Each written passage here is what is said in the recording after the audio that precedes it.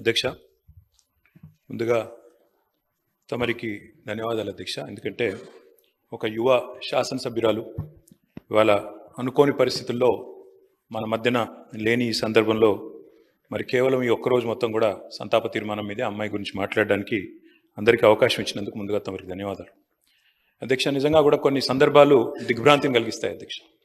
ఇవాళ జ్ఞాని సాయన్న గారు ఇప్పుడే ముఖ్యమంత్రి గారు చెప్పినట్టు ఒక సీనియర్ శాసనసభ్యుడు, 5 సార్లు గెలిచిన మంచి వ్యక్తి, మృదు స్వభావి, ఎప్పుడు ఎక్కడ ఎవరిని కలిసినా ఏ పార్టీలో ఉన్నా ఒక అజాత శత్రువుగా మంచి పేరు తెచ్చుకున్న వ్యక్తి జ్ఞాని సాయన్న గారు అధ్యక్ష. గతంలో పెద్దలు కేసీఆర్ గారి నాయకత్వంలో సాయన్న గారు, మేము అందరం కూడా కలిసికట్టుగా నగర అభివృద్ధికి ఎన్నో రకాలుగా కంటోన్మెంట్ కానీ తర్వాత నగరంలోని వివిధ ప్రాంతాలకు సంబంధించి కానీ చాలా కమిట్మెంట్తో పనిచేసిన నాయకుడు సాయన్న గారు అధ్యక్ష. అధ్యక్ష, సాయన్న గారు అదేవిధంగా మా గౌరవ ముషీరాబాద్ శాసనసభ్యులు ముఠా గోపాల్ గారు చిరకాల స్నేహితులు అధ్యక్ష. దాదాపు దశాబ్దాల స్నేహం వారిద్దరిది కూడా. మీకు కూడా మంచి స్నేహితులు అధ్యక్ష వారు. నాకు బాగా గుర్తున్న సందర్భం అధ్యక్ష, 2015వ సంవత్సరం ఆనాడు జిహెచ్ఎంసీ ఎలక్షన్స్ వచ్చినప్పుడు సాయన్న గారు కోరిన ఒకే ఒక్క కోరిక, నేను కవాడిగూడ నుండి లాస్యానందిత గారిని నేను కార్పొరేటర్గా చూడాలనుకుంటా ఉన్నాను, మా మిత్రుడు గోపాల్ గారు కూడా పూర్తిగా మద్దతుగా ఉన్నారని చెప్పి మొదటిసారి ఆ రోజు వచ్చి అడిగితే కేసీఆర్ గారు కాదనకుండా వెంటనే అమ్మాయికి ఒక మంచి భవిష్యత్తున్న నాయకురాలు, మంచి యంగ్ లీడర్గా బాగా చదువుకున్న అమ్మాయి, మంచి అవకాశం ఇవ్వాలన్న ఉద్దేశంతో ఆనాడు కవాడిగూడ నుంచి కార్పొరేటర్గా గెలిపించుకోవడం జరిగింది అధ్యక్ష.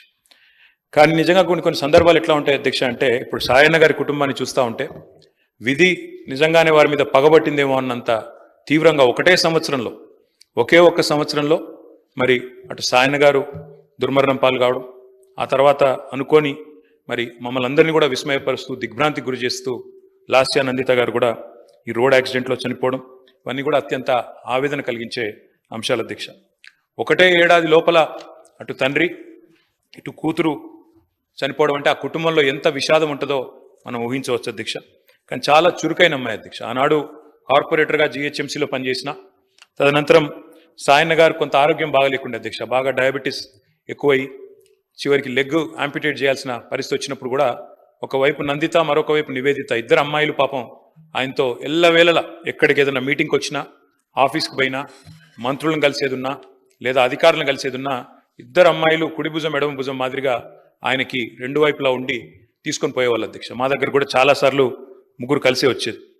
అట్లాంటి కుటుంబం సాయన్న గారు మరణించిన తర్వాత ఇదే శాసనసభలో అధ్యక్ష ఆనాడు కేసీఆర్ గారు ముఖ్యమంత్రిగా సంతాప తీర్మానం చెప్పడమే కాకుండా ఆ కుటుంబానికి అన్ని రకాలుగా అండగా ఉంటామని చెప్పి హామీ ఇచ్చిన హామీ ప్రకారమే ఆ రోజు మళ్ళీ లాస్యానందిత గారికి 2023లో జరిగిన శాసనసభ ఎన్నికల్లో మరి ఆనాడు పార్టీ నుంచి అవకాశం కూడా ఇవ్వడం జరిగింది అధ్యక్ష. ఇప్పుడే ముఖ్యమంత్రి గారు చెప్పినట్టు కంటోన్మెంట్లో సాయన్న గారు చేసిన సేవ, రాజకీయాలకు అతీతంగా కలిసి ఉండే మంచి వ్యక్తిత్వం, ఎన్నింటి వల్ల నందిత గారికి కూడా తప్పకుండా తండ్రి గారి ఆశీస్సులతో పార్టీ అండతో బ్రహ్మాండమైన మెజారిటీతో అమ్మాయి కూడా గెలిచింది అధ్యక్ష. బాధాకరం ఏమంటే సరిగా గెలిచిన కొద్ది కాలానికే మరి నల్లగొండలో మా పార్టీ సభ ఒకటి జరుగుతూ ఉంటే అక్కడికి నందిత గారు కూడా రావడం జరిగింది. ఆ రోజు కూడా రోడ్ యాక్సిడెంట్ అయింది. తన కారుకి పూర్తి స్థాయిలో ధ్వంసమై అమ్మాయి స్వల్ప గాయాలతో బయటపడ్డా కూడా మరి చాలా ఇబ్బంది పడ్డది అధ్యక్ష. చాలా మనోవేదనకు కూడా గురైంది. తదనంతరం వాళ్ళ ఇంట్లో కూడా ఒక చిన్న యాక్సిడెంట్ అయింది. వరుసగా ఏదో పగబట్టినట్టే నల్లగొండలో ప్రమాదం, తర్వాత అక్కడ లిఫ్ట్లో ప్రమాదం, ఆ తర్వాత మళ్ళీ అనుకోకుండా ఈ ఓఆర్ఆర్ మీద జరిగిన రోడ్ యాక్సిడెంట్లో అమ్మాయి మరణించడం జరిగింది అధ్యక్ష. మేము ఆ రోజు పార్టీగా మాట ఇచ్చి సాయన్న గారి కుటుంబం మా కుటుంబమే అని చెప్పి ఆనాడు సాయన్న గారి తర్వాత లాస్యానందిత గారికి పార్టీ అవకాశం ఇచ్చింది అధ్యక్ష. అమ్మాయి గెలిచింది. దురదృష్టవశాత్తు ఏడాది లోపలే అమ్మాయి మరణిస్తే తిరిగి వారి సోదరి నివేదిత గారికి మొన్న జరిగిన ఉప ఎన్నికల్లో కూడా అవకాశం ఇచ్చింది అధ్యక్ష పార్టీ నాయకత్వం, కేసీఆర్ గారు. కానీ దురదృష్టం ఉప ఎన్నికల్లో మొన్న మా పార్టీ ఓటమి పాలు కావడం జరిగింది అధ్యక్ష. నిజంగా కల్లో కూడా అనుకోలేదు.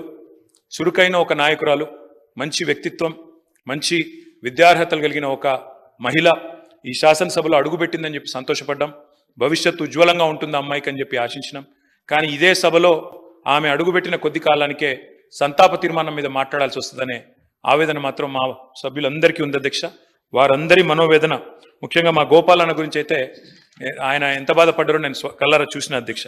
అందుకే ఇలాంటి క్లిష్ట పరిస్థితుల్లో సాయన్న గారి మరణం తర్వాత మేమందరం కూడా ఆ కుటుంబానికి అండగా నిలబడాలని పార్టీగా నిర్ణయం తీసుకున్నాం.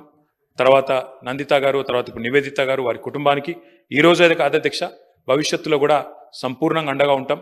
ఈ సంతాప తీర్మానాన్ని పూర్తిగా బలపరుస్తూ ఆ కుటుంబానికి మనోధైర్యం భగవంతుడు ప్రసాదించాలని, లాస్య నందిత గారి ఆత్మకు శాంతి చేకూరాలని ప్రార్థిస్తా ఉన్నాం అధ్యక్ష.